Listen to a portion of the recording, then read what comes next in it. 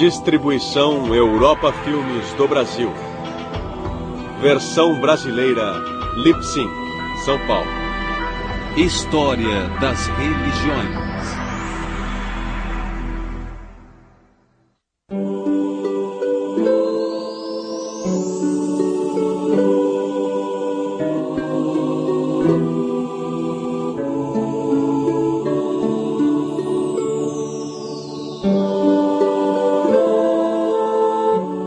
Cristianismo ortodoxo e catolicismo romano.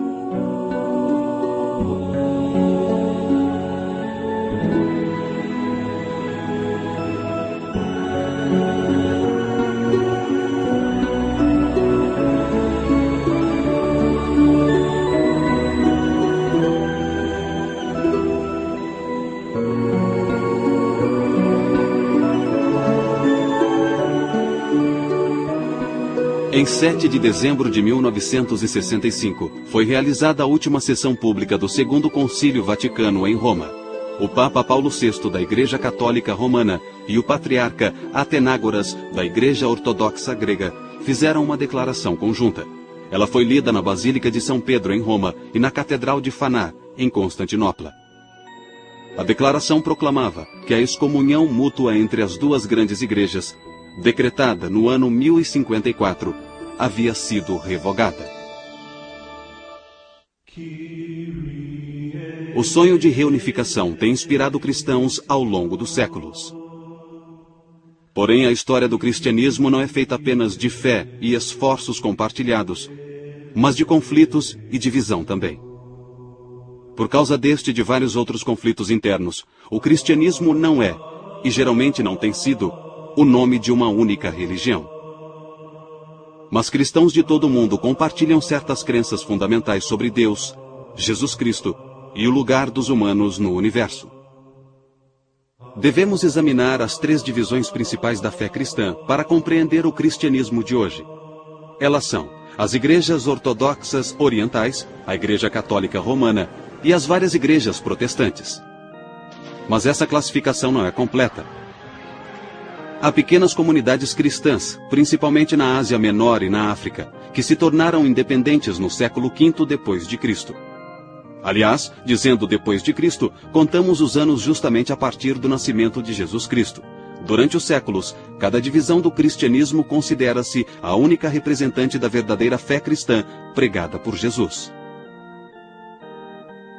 Proclamando ser a verdadeira fé ou não, a história da Igreja Católica e da Ortodoxa sempre estiveram ligadas.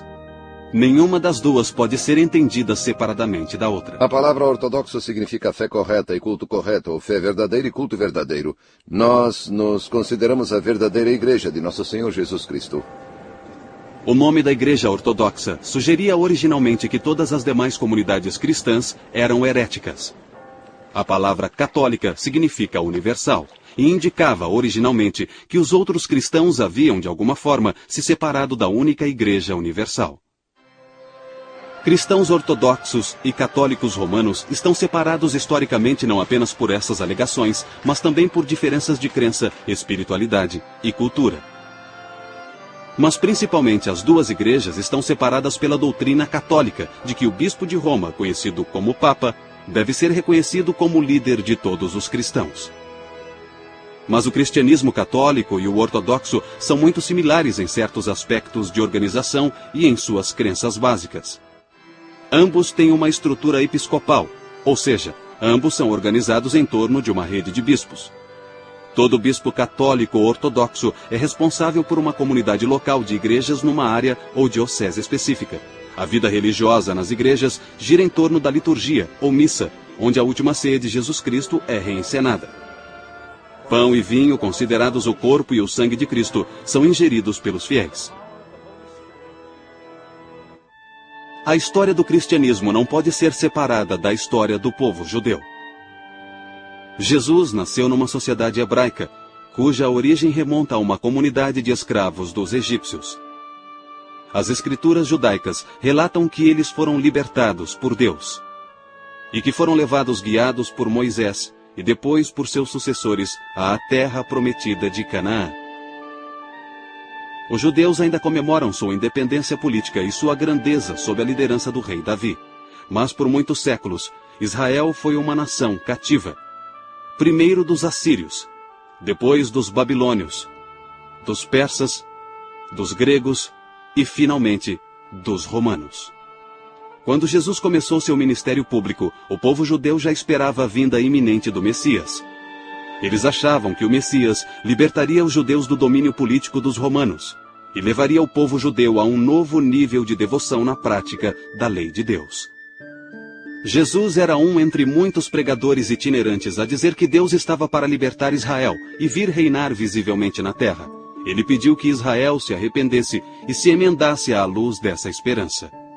Esse é o âmago do que é o cristianismo. O fim do ministério público de Jesus, após todas as curas e ensinamentos e todos esses acontecimentos, tudo culmina com sua viagem final a Jerusalém para a Páscoa.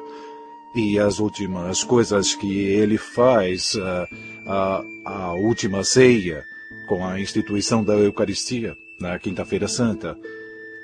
E depois a noite em que é preso. No dia seguinte ele é julgado, torturado e crucificado.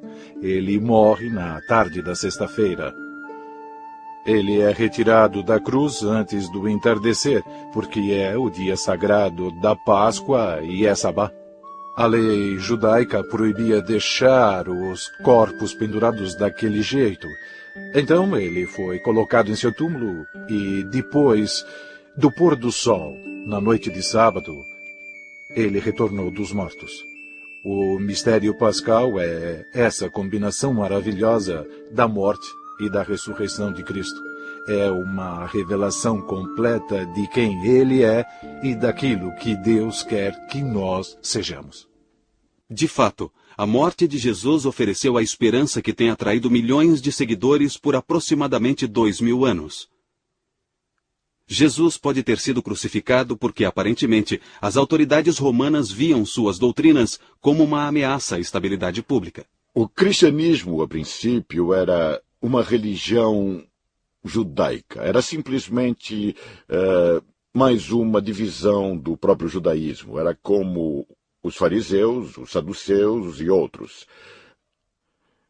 Foi Paulo, ou talvez antes de Paulo, os helenistas, que levou o cristianismo aos gentios, aos não-judeus. A missão entre os gentios logo achou um campeão incansável, um judeu da Ásia Menor, Saulo de Tarso. Saulo havia perseguido os cristãos e sua dramática conversão é descrita pelo livro bíblico dos Atos dos Apóstolos. Saulo, Saulo, por que me persegues? Eu sou Jesus, a quem tu persegues. Mas levanta e entra na cidade, e te dirão o que deve fazer. Saulo passou a ser chamado de Paulo. Através de seu incansável trabalho missionário e do de muitos outros homens e mulheres, a comunidade cristã rapidamente cresceu na região do Mediterrâneo. A igreja que nascia logo enfrentaria seu primeiro grande desafio. Os gentios convertidos deveriam mesmo ser circuncidados? A circuncisão simbolizava fisicamente a antiga aliança dos judeus com seu Deus, e era uma parte central da lei judaica. Muitos naquele tempo insistiam que todos os seguidores de Jesus deviam seguir todas as leis judaicas que Jesus viera consumar. Outros, principalmente Paulo, insistiam que o que salvava era apenas a fé em Cristo. Um novo cristão não é obrigado a assumir o fardo da lei judaica. No ano 49 d.C., os apóstolos e os líderes da igreja se reuniram para resolver a questão. Esse encontro seria conhecido como Concílio de Jerusalém. Sua decisão foi anunciada numa carta aberta aos gentios convertidos da Ásia Menor. Os gentios convertidos seguiriam apenas as leis judaicas básicas e não precisariam ser circuncidados. Por séculos, o Templo de Jerusalém fora o centro da vida judaica. Mas no século I d.C., houve várias revoltas judaicas contra a autoridade romana, e no ano 70 depois de Cristo, o templo foi destruído pelos romanos.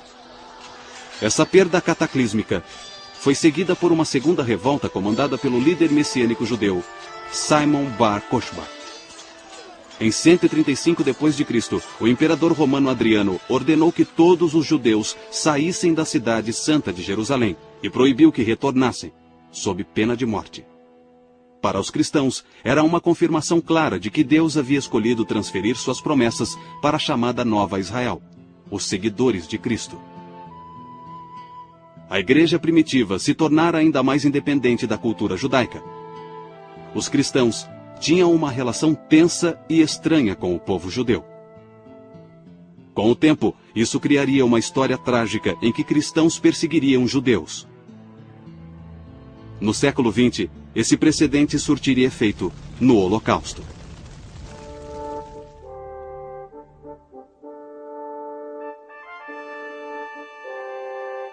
Os 3 primeiros séculos depois de Cristo são lembrados hoje pela perseguição romana, uma época gloriosa de mártires cristãos e de testemunho heróico do Evangelho de Cristo. De fato, houve perseguição esporádica nesse período. Parece ter sido motivada por uma combinação de medo e de uma devoção genuína dos romanos a seus deuses pagãos. Os cristãos eram frequentemente acusados de imoralidade e desrespeito à antiga religião romana.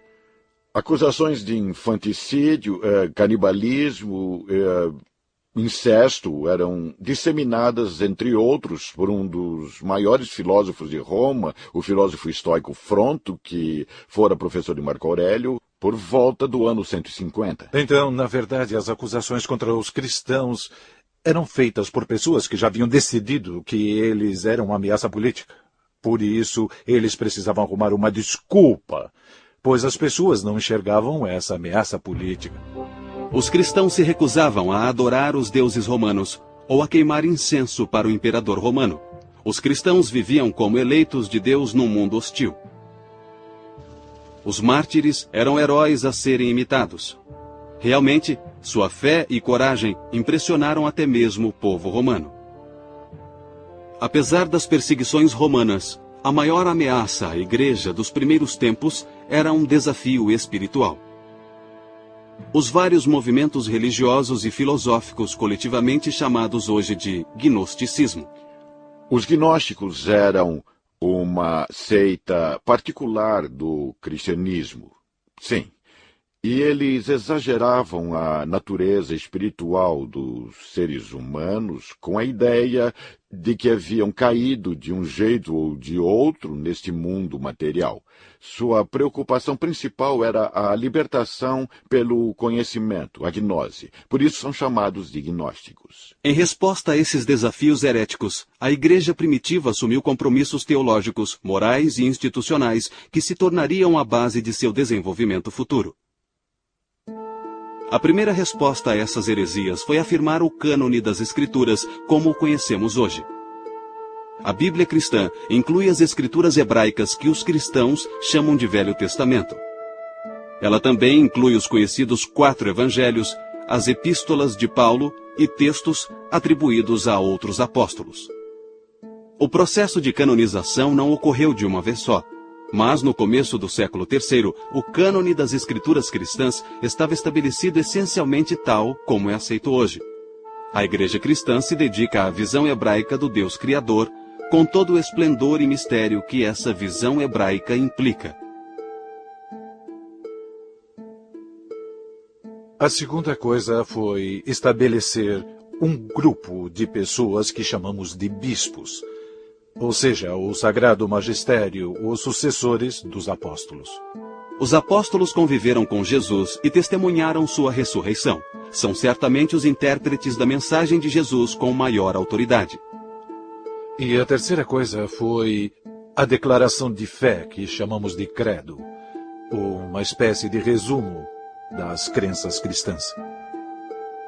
Os gnósticos diziam que revelações esotéricas haviam sido transmitidas pelos apóstolos a poucos eleitos, mas os cristãos argumentavam que o testemunho apostólico havia sido dado publicamente a todos e que vinha sendo preservado nas igrejas, cuja fundação remontava até aos apóstolos.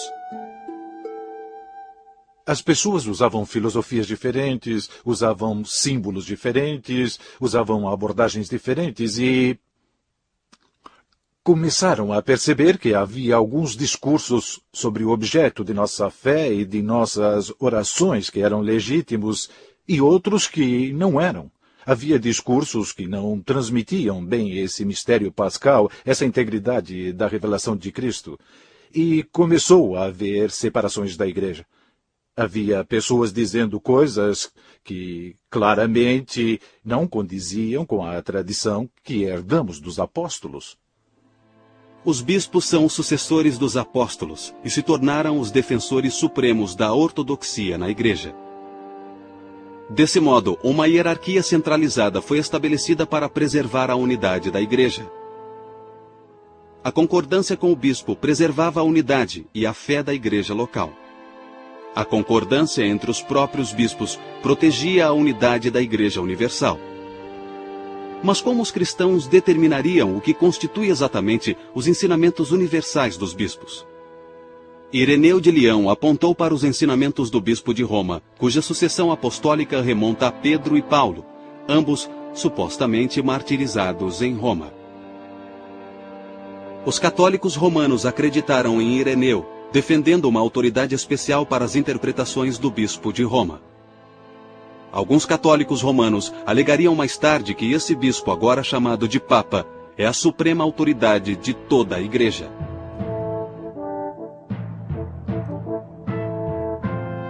Quando Augusto estabeleceu o Império Romano em 31 a.C., foi certamente um dos maiores feitos da antiguidade. Mas seus planos de governo tinham falhas graves. Não havia uma regra clara para a sucessão no cargo de imperador de Roma. O império era periodicamente abalado por guerras civis e o governo imperial era cada vez mais dominado por militares romanos. Em 313, Constantino tornou-se co-imperador com Licínio, o soberano das províncias do Danúbio. Mas em 324, Constantino derrotou Licínio e proclamou-se o único imperador. O império tinha novamente um governo relativamente estável, mas a relevância da vitória de Constantino vai além de seus efeitos imediatos. Constantino tornara-se cristão em 312, e esse fato determinaria o futuro tanto do Império Romano como da Igreja. Eusébio, historiador e bispo de Cesareia, conta que o próprio Constantino lhe falou da visão milagrosa que o converteu ao cristianismo. Constantino contou que teve a visão na véspera da batalha da Ponte Milvio, em que derrotou seu rival, Maxêncio, e assumiu o controle da cidade de Roma. Constantino fez então um estandarte com ouro e pedras preciosas, formando a imagem da cruz, e o quirô, o monograma grego de Cristo. Com tal estandarte à frente de seus exércitos, Constantino combateu Maxêncio e venceu. A conversão de Constantino teve um grande efeito na igreja de então. Quase da noite para o dia, os cristãos passaram das agonias e glórias da perseguição ao agradável status de companheiros de fé do grande imperador Constantino. Essa mudança trouxe novas liberdades e novas responsabilidades à medida que os cristãos entravam na vida pública do Império Romano. Acredita-se que Constantino teve então outro sonho enviado por Deus quando em 324 fundou uma cidade às margens do rio Bósforo, no local da antiga Bizâncio. Ele chamou a cidade de Constantinopla. Em 330, a nova cidade estava pronta, e Constantino transferiu a capital do Império Romano de Roma para Constantinopla. Isso levou a uma divisão gradual do Império Romano. A separação seria formalizada em 364, mais de 3 décadas após a mudança. O Império dividido acabaria separando também a Igreja Ortodoxa da Igreja Católica Romana. Mais imediatamente, Constantino deu à Igreja um necessário período de paz e segurança. Os líderes cristãos podiam voltar sua atenção às questões doutrinárias, especialmente as ligadas à mais importante figura na história cristã, Jesus de Nazaré. Os primeiros cristãos não sabiam claramente como falar de Jesus e sua relação com Deus, a quem ele chamava de Pai. Pareciam claras as evidências da Escritura de que Jesus era mais que um homem bom, mais que um grande profeta ou um mestre, e taumaturgo inspirado. Até o século IV, a maioria dos cristãos acreditava que o homem Jesus era a encarnação daquilo que chamavam de Logos de Deus. Logos de Deus significa simplesmente Verbo de Deus. O Logos era muitas vezes identificado com o Filho de Deus Pai. Muitas pessoas se tornaram cristãs não porque acreditavam em Cristo, embora possam ter acreditado nele, mas porque estava na moda, o imperador favorecia o cristianismo. Muitos não deixaram seu paganismo de lado. Eles tentaram, na falta de outra palavra, uni-lo às práticas cristãs, o paganismo e o cristianismo. E ao fazerem isso, o que aconteceu foi que eles resolveram que Cristo não poderia ser o Filho de Deus. O antigo Deus grego deles não podia estar diretamente ligado a esse mundo, pois isso significaria necessidade, e Deus não precisa de nada. Então um padre de Alexandria, da igreja de Alexandria, juntou tudo isso e disse que Cristo não poderia ser realmente o Filho de Deus. Ele era um ser glorificado melhor do que nós, mas era uma criatura. Esse padre se chamava Ário e era muito inteligente. Foi o início dos hinos da igreja. Ário ensinava jingles sobre Cristo não ser o Filho de Deus ou sobre nem sempre ter existido, a marinheiros, etc. E essas pessoas espalhavam as ideias. Atanásio apareceu e demonstrou que o Logos é totalmente Deus, de modo que Jesus é Deus encarnado. O episcopado grego se dividiu em duas facções sobre a questão de o Logos ter sido gerado por Deus, como Ário disse, ou ser totalmente Deus, como Atanásio e outros disseram. Bem, quando havia um problema em uma igreja, que permanecia nessa igreja era um problema só dela. Mas o que houve com a heresia ariana, que negava a divindade de Cristo e dizia que houve um tempo em que ele não existiu, é que ela se espalhou de modo que a igreja toda teve que lidar com ela.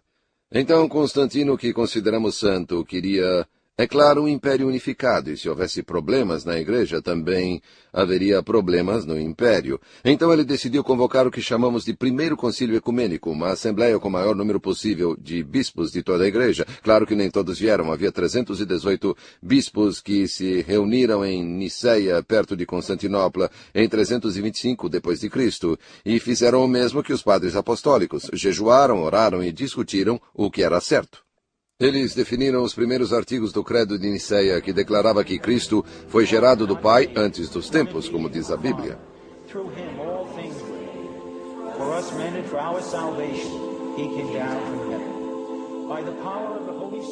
O Concílio de Niceia é considerado tanto pelos ortodoxos como pelos católicos o primeiro grande concílio ecumênico. Mas o arianismo ainda tinha muitos defensores importantes no clero. Sua posição se fortaleceu quando Constantino morreu em 337, e seu filho Constâncio, um ariano, subiu ao trono. A Igreja é obrigada a definir cada vez com maior precisão o modo correto de falar da própria natureza de Cristo. E a defender os dois lados, ora defendendo sua divindade e ora defendendo sua humanidade. Mas essa definição, de certo modo, é o que estimula o Credo de Niceia. Estimula algumas mudanças na liturgia, algumas mudanças no modo de celebrarmos a Eucaristia, mudanças estas que visam a vacinar o corpo da Igreja contra essas interpretações errôneas. O único meio que a igreja de lugares distantes tinha para resolver essas disputas era reunir todos os bispos em concílios, com bispos de todo o império. Existem 7 deles que são reconhecidos como concílios ecumênicos, tanto pela Igreja Ortodoxa Oriental como pela Católica. O primeiro foi o de Niceia, sobre a doutrina da Trindade. Houve 2 no século V que trataram de Cristo. Cristo é totalmente divino? Totalmente humano? Ambos? Como? Eram questões importantes. Na verdade, isso levou a uma divisão permanente. O foco continuou a ser as questões sobre Cristo, se ele tem uma só vontade e atividade ou duas, e assim por diante. Essas eram questões muito importantes na política do Oriente. Finalmente, em 787, o segundo concílio de Niceia, desta vez sob a liderança da imperatriz Irene, afirmou que os ícones podiam ser usados no culto. Os decretos desses 7 concílios acabaram sendo reconhecidos pela maioria, embora não por todos os cristãos. Tornaram-se declarações definitivas da fé cristã. Os fundamentos da fé cristã, incluindo aí a definição de Niceia da encarnação de Deus em Jesus Cristo, já estavam definidos no fim do século VIII.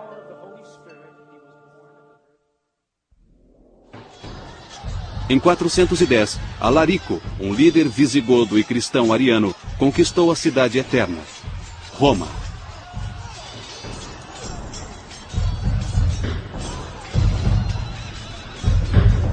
Praticamente tudo que trazia segurança, sentido e ordem à vida romana estava agora destruído.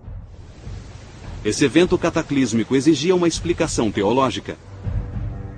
Muitos romanos jogaram a culpa do desastre na conversão do império ao cristianismo. O grande teólogo ocidental Agostinho, bispo de Hipona, respondeu com uma interpretação teológica da história de Roma e da história do mundo, numa obra intitulada A Cidade de Deus. Ele gostava de citar uma passagem de Jeremias, a carta aos exilados na Babilônia, em que Jeremias diz a eles: procurem o bem-estar ou paz da cidade em que se encontram, e na paz da cidade encontrarão sua própria paz. Em outras palavras, Agostinho está mostrando a diferença entre valores religiosos e valores seculares, mas defendendo ambos. A queda de Roma foi um momento decisivo, tanto para a Igreja como para a sociedade como um todo. Mas sob vários aspectos, a vida não mudou muito depois de 410. O Oriente desfrutava de estabilidade social e política, e o Ocidente sofria com mais convulsão social e anarquia.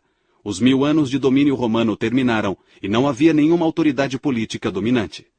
O bispo de Roma ganhou autoridade secular com o fim do Império no Ocidente durante o século V. O bispo de Roma torna-se o principal líder cívico. Nessa época, além disso, a Igreja controlava grandes quantias de fundos para ajudar os pobres e começou a receber donativos, terras para cultivo e assim por diante.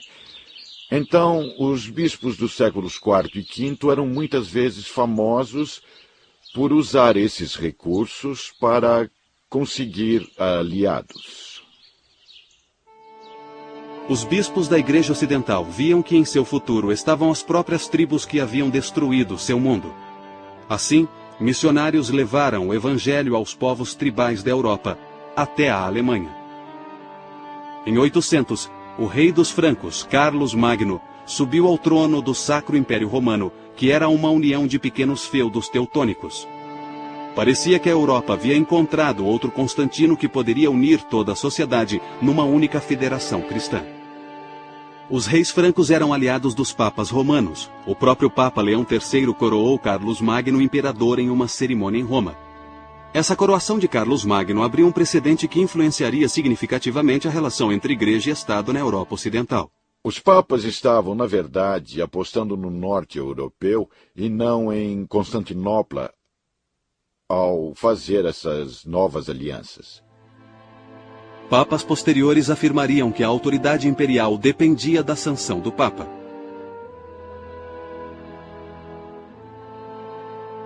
Carlos Magno não trouxe uma estabilidade duradoura. Sua dinastia durou apenas uma geração após sua morte. Bispos e até mesmo abades eram obrigados a agir como líderes políticos locais. Enquanto isso, a Igreja Ortodoxa desenvolvia sua própria teologia e vida espiritual distintas. A solução da controvérsia iconoclasta pelo Segundo Concílio de Niceia em 787 fundamentara o uso de ícones na liturgia. Essa prática fortaleceu o sempre presente veio místico dentro da Igreja Ortodoxa. Assim, não foi surpresa a Igreja Oriental ter gradualmente desenvolvido uma teologia predominantemente mística. Há certas coisas sobre Deus que não compreendemos, e é assim que deve ser, porque é assim que Deus quer que seja. É o que significa misticismo, certo? E isso significa que há algo além do plano físico, que há uma natureza espiritual e que não sabemos o que Deus é. Ele estabeleceu certas regras e nós respeitamos essas fronteiras. A distância entre a Igreja Católica Romana e a Igreja Ortodoxa aumentou e a continuidade de sua união parecia impossível. Havia o antigo problema em relação à autoridade do Papa. Essa discordância fundamental foi exacerbada por disputas teológicas. A mais importante foi uma disputa sobre a relação entre as três pessoas da Trindade. A Igreja Católica Romana costumava acrescentar a frase "e do Filho" ao credo de Nicéia. Portanto, ficava: "Creio no Espírito Santo, o qual procede do Pai e do Filho." A Igreja Ortodoxa considerava isso uma inovação que beirava a heresia. Duas coisas são importantes. Em primeiro lugar, é teologicamente incorreto. Só há uma cabeça na Trindade, Deus Pai. O Filho foi gerado do Pai antes dos tempos. O Espírito Santo só procede do Pai, certo? Em segundo lugar, o Ocidente fez algo sem precedentes. Mexeu em uma coisa que havia sido decidida por toda a Igreja. Em 863, rompeu-se a união entre o Papa Nicolau de Roma e o patriarca ortodoxo Fócio. Foi a primeira separação formal entre a Igreja Católica Romana e a Igreja Ortodoxa. Mas foi uma separação temporária. Entretanto, as diferenças teológicas entre as duas igrejas não foram resolvidas, e a união restaurada também seria temporária. O filioque é o maior ponto de controvérsia entre a Igreja Oriental e a Igreja Ocidental até os dias de hoje. Na verdade, a Igreja Anglicana, há poucos anos, propôs tirar o filioque do credo, não dizendo mais procede do Pai e do Filho, se isso ajudasse a reunião com a Igreja Oriental. Em 1053, o Papa Leão IX montou uma campanha militar contra tribos normandas que ameaçavam igrejas cristãs no sul da Itália. Ele foi derrotado e capturado. Da prisão, ele conseguiu enviar um emissário, o cardeal Humberto, para pedir ajuda ao imperador bizantino e ao patriarca de Constantinopla. A carta de Leão ao imperador bizantino era conciliatória, mas sua carta ao patriarca tinha um tom muito diferente. Havia uma controvérsia entre um papa muito dogmático e um patriarca muito dogmático de Constantinopla, e nenhum deles abria mão de suas tradições. Um decreto de excomunhão foi enviado pelo Papa a Constantinopla. Ele foi deixado no altar de Santa Sofia. Um dos diáconos o pegou e correu atrás do emissário para devolvê-lo, mas ele não aceitou. Então, é claro, o Oriente teve seu concílio e excomungou o Ocidente. Essas sanções mútuas só seriam retiradas em 1965, mais de 900 anos depois. Em cerca de 610, um sério e devoto mercador árabe ouviu em sonho uma voz, ordenando que ele lesse. Ao despertar, o mercador teve a visão de um homem que o cumprimentou pelo nome e disse: "Tu és o mensageiro de Alá."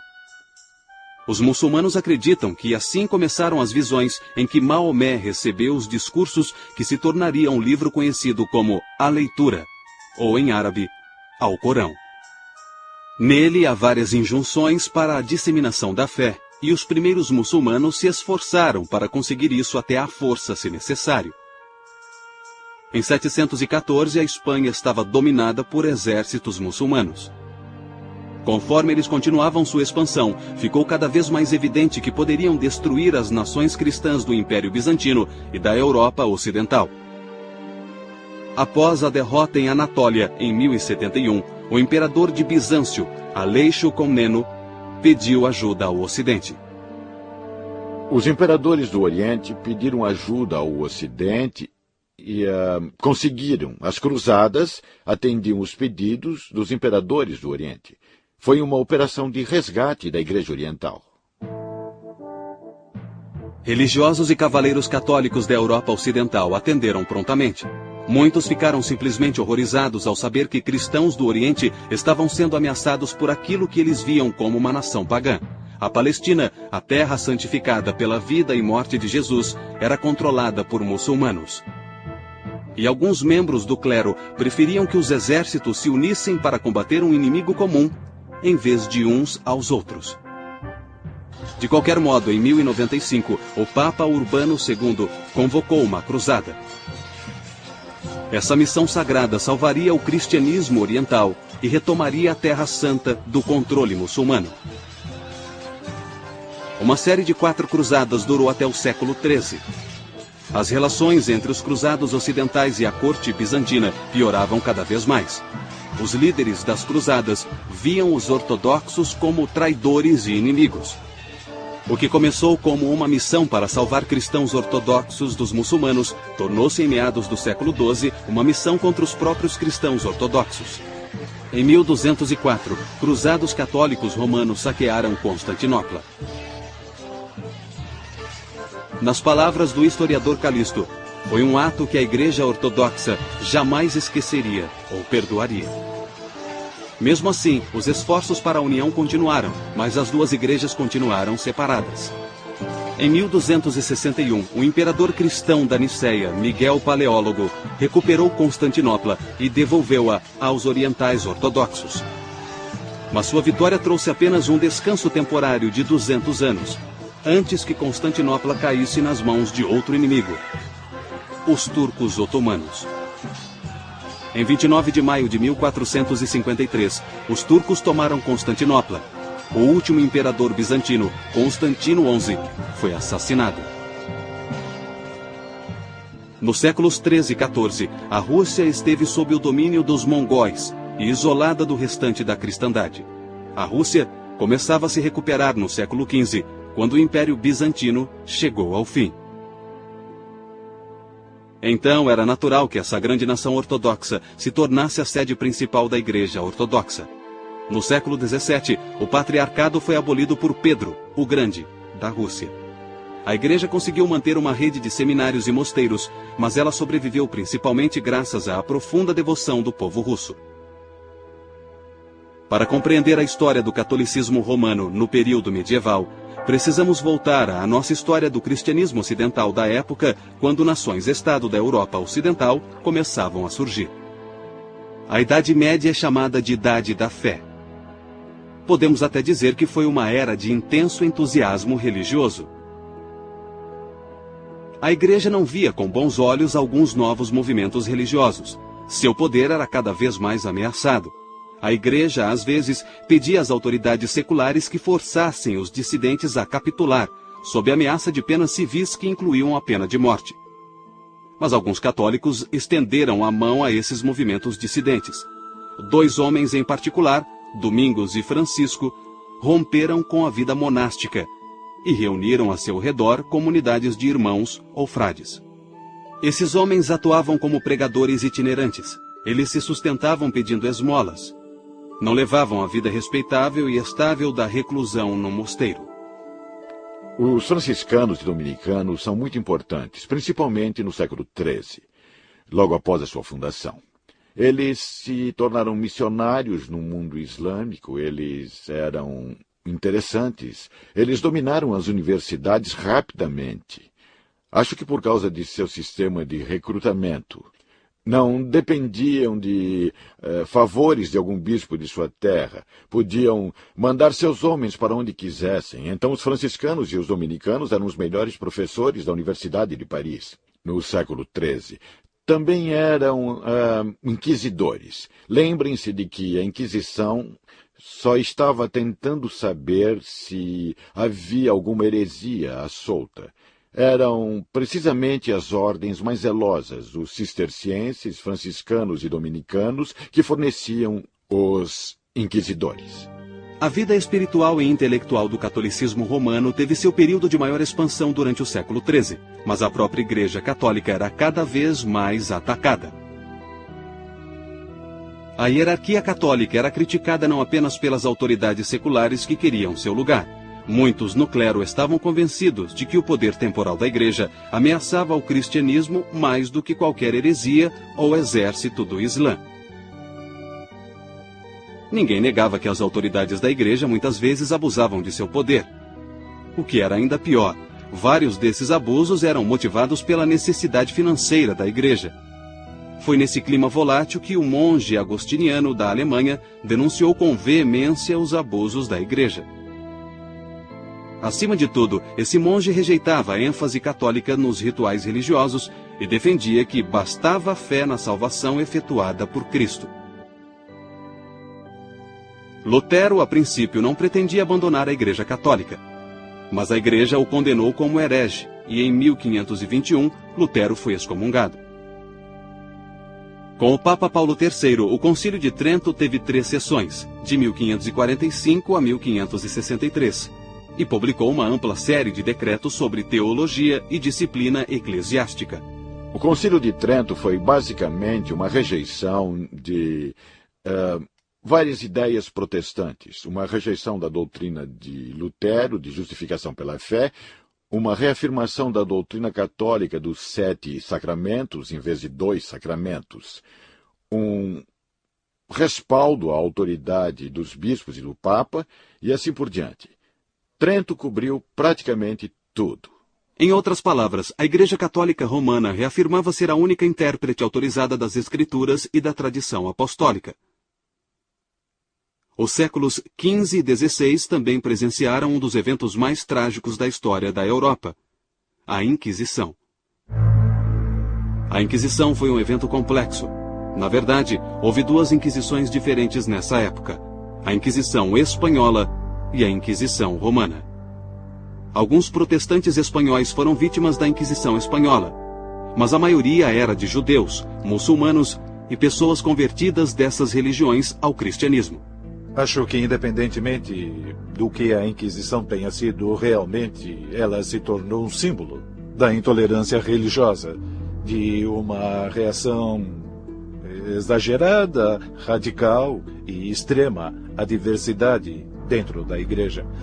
E estavam acontecendo muitas coisas, havia muita divisão na Igreja Católica daquela época, muitos desafiavam os elementos mais fundamentais da fé, muita gente na Igreja Católica acreditava que isso era um ataque mortal à realidade do cristianismo. A Espanha exilou 170 mil judeus. Os últimos navios transportando judeus partiram da Espanha em 2 de agosto de 1492, um dia antes da partida da expedição de Cristóvão Colombo. Em 1500, os muçulmanos espanhóis teriam de fazer a mesma escolha: conversão ou exílio. Mais tarde, a Inquisição Romana seria responsável por um dos julgamentos mais infames de todos os tempos: a condenação do grande astrônomo Galileu por heresia em 1642. Essa condenação só seria revertida 350 anos mais tarde. Nos séculos seguintes, a Igreja Católica Romana tornou-se cada vez mais hierárquica. A autoridade centrou-se ainda mais no Papa. Essa tendência de centralização teve sua maior expressão no Primeiro Concílio Vaticano, realizado no Vaticano, em Roma, em 1870. Esse concílio, pela primeira vez, sancionou oficialmente a crença de que o Papa é infalível. Na verdade, o decreto é um pouco mais preciso. Diz que quando o Papa fala ex cátedra, formalmente, sobre questões de fé e moral, ele fala com aquela infalibilidade que Cristo quis que sua igreja tivesse. Na realidade, eles não estavam criando algo que não existia. Só estavam delimitando isso. No fim do século XIX, a Igreja Católica Oficial começou a surgir como líder na luta por justiça social para trabalhadores e pobres. As igrejas ortodoxas também viram novos movimentos teológicos nos séculos XIX e XX, na esperança de criar uma teologia cristã moderna. Na segunda metade do século XX, houve movimentos reformistas dentro da Igreja Católica Romana e da Igreja Ortodoxa. A Igreja Católica Romana tornou-se cada vez mais receptiva com aquilo que acredita ser bom no mundo moderno. Essa tendência foi expressa pelo Papa João XXIII, que só era Papa havia 3 meses, quando em 1959 anunciou seus planos de convocar um concílio ecumênico. 4 anos depois, em 11 de outubro de 1962, foi aberto o Segundo Concílio Vaticano. Há um novo espírito invadindo a Igreja Ortodoxa e a Igreja Católica Romana. E uma de suas expressões mais promissoras está nos esforços para reunir essas duas comunhões.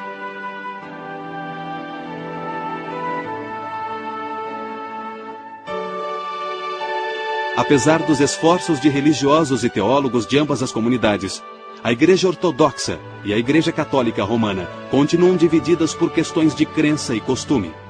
Mas pela primeira vez em muitos séculos, há motivos para ter esperança de que essa divisão logo acabe. Sempre haverá tribulações. A Igreja sempre enfrentou perturbações de fora e de dentro, porque Satanás está sempre tentando nos destruir. Quando contemplamos a história da salvação, há 2 histórias. A história da graça e a história do pecado. E essas 2 histórias interagem constantemente. Acreditamos que com a morte e ressurreição de Jesus, temos uma garantia do triunfo da história da graça. No final, a vontade de Deus prevalecerá. No final, o reino de Deus se estabelecerá e triunfará. No final, o mal será banido. Mas enquanto vivermos na história, estaremos vivendo com essas 2 histórias, a da graça e a do pecado.